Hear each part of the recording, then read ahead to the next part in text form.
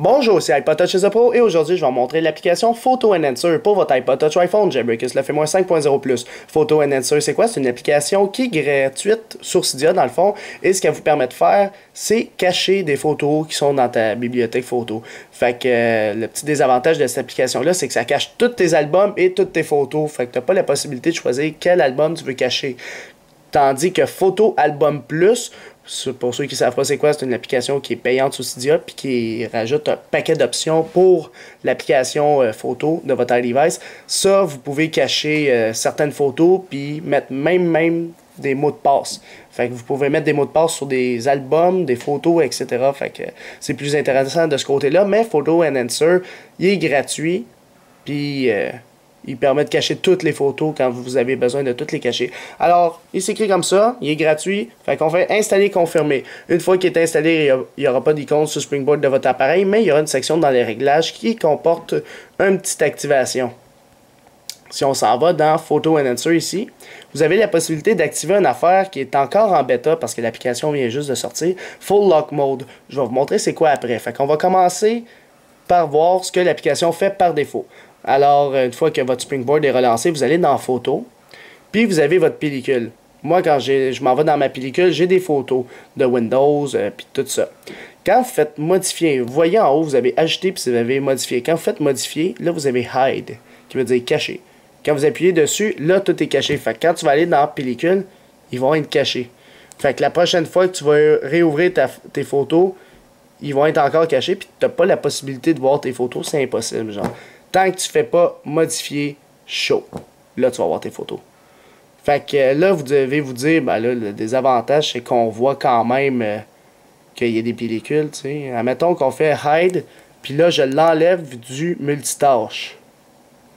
Alors là, je l'enlève du multitâche, puis là, je retourne dedans. Il va être encore là, mais au moins, ils seront encore cachés. Fait que c'est ça qui fait l'application. Tant que tu ne fais pas modifier show pour les voir, tu ne pourras pas les voir. Fait que ça, c'est la première option. La deuxième option, c'est quand tu actives le Full Lock Mode, dans le fond, ça va tout cacher.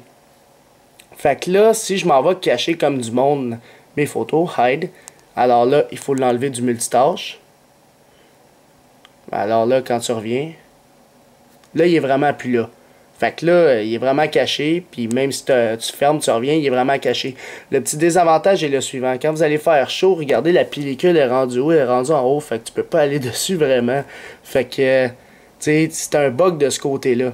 Fait que là, tu fais modifier hide, puis tu refais modifier chaud, tu le vois pas encore. Fait que c'est pour ça qu'il a écrit en gros que c'est une bêta, mais je pense que dans les prochaines mises à jour, ça va être réglé, ce bug-là.